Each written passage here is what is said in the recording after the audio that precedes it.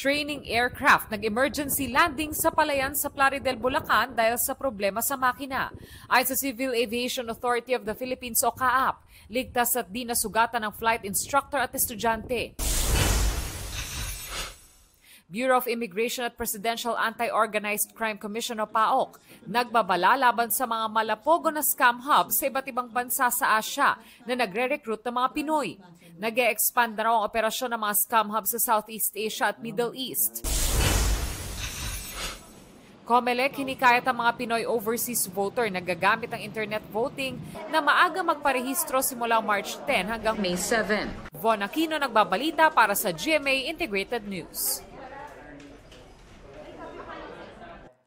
Huwag magpahuli sa mga balitang dapat niyong malaman. Mag-subscribe na sa GMA Integrated News sa YouTube.